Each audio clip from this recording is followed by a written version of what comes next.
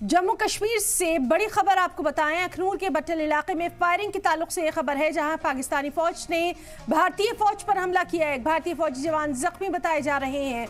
इसी हफ्ते IED blast में 2 जवान शहीद हुए थे। तो जम्मू कश्मीर से इस वक्त की बड़ी खबर, अखनूर के बट्टल इलाके में फायरिंग के ताल्लुक से ये खबर है, जहां पाकिस्तानी फौज ने भारतीय फौज पर हमला किया। एक भारतीय फौजी जवान जख्मी बताए जा रहे हैं। इसी हफ्ते आईईडी ब्लास्ट में 2 जवान शहीद हुए थे। तो जम्मू कश्मीर से इस वक्त की बड़ी खबर, अखनूर के बट्टल इलाके में फायरिंग के ताल्लुक से, जहां एक भारतीय फौजी जवान जख्मी बताए जा रहे हैं। इसी हफ्ते आईईडी ब्लास्ट में 2 जवान शहीद हुए थे।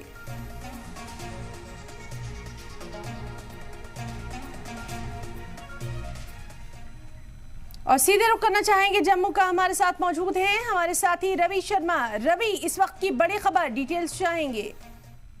बिल्कुल हिना, आपको बता दें कि जिस तरह से पाकिस्तानी सेना जो है उसने अखनूर के बट्टल इलाके में भारतीय सेना जो है उस पर एक फायरिंग की है, और इस फायरिंग के नतीजे में भारतीय सेना के एक जवान जो है वो घायल हुए हैं, जिनकी हालत जो है वो खतरे से बाहर है। कुछ मिनट पहले पाकिस्तान की तरफ से फायरिंग जो है वो की गई है। बट्टल का इलाका है जहां पर जो जानकारी हमें मिल पा रही है, 18 मराठा लाइट इन्फेंट्री यूनिट है, उसके एक जो यहाँ पर जवान जो कि ड्यूटी पर तैनात थे, उन्हें जो है वो गोली लगी है, और उसी के चलते वो घायल हुए हैं। और घायल अवस्था में उन्हें जो है वो अस्पताल में नजदीकी ले जाया गया है, जहां पर इस वक्त उनका इलाज जो है वो चल रहा है।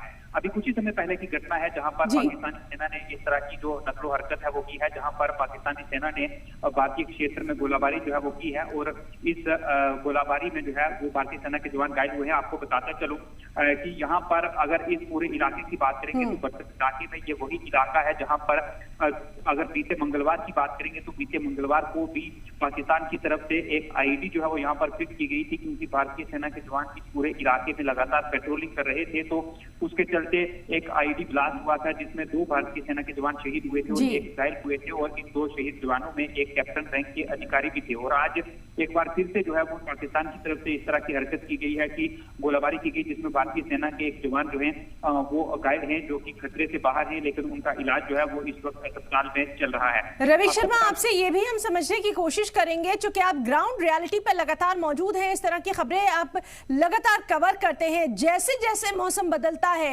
इस तरह की कोशिशें, इस तरह की नापाक हरकतें सामने आती हैं।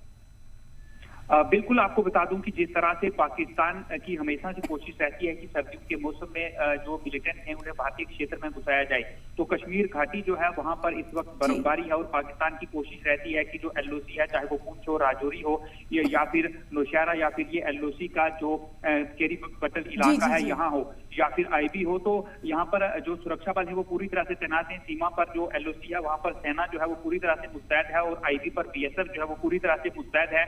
और यही कारण है कि पाकिस्तान जब दरअंदाजी नहीं कर सकता यहाँ पर, तो उसके बाद इस तरह की जो हरकतें हैं वो पाकिस्तान करता है, और ऐसी हरकत की गई है। हालांकि भारतीय सेना की तरफ से पाकिस्तान को चेतावनी जो है पाकिस्तानी सेना उसे भी जो है वो इस तरह की दी गई थी कि जिस तरह से उसने एक आईडी फिट की है और उसमें भारतीय सेना को नुकसान उठाना पड़ा, वो इस तरह की जो चीजें हैं वो करना बंद कर दे, अन्यथा उसे नुकसान उठाना पड़ेगा, क्योंकि भारतीय सेना भी इसी तरह का जो मुंह तोड़ जवाब है वो देगी। लेकिन पाकिस्तान है कि वो सुधरने का नाम नहीं ले रहा है, और इस तरह की हरकतें जो है वो कर रहा है। और इससे पहले भी अगर पीछे चलेंगे तो नौशहरा में भी एक भारतीय सेना के जवान जो है वो घायल हुए। बिल्कुल बिल्कुल रवि शर्मा, तो बेहद अहम खबर जिस पर लगातार अपडेट्स पर हमारी नजर बनी हुई है। बहुत बहुत शुक्रिया आपका तमाम तर जानकारी के लिए।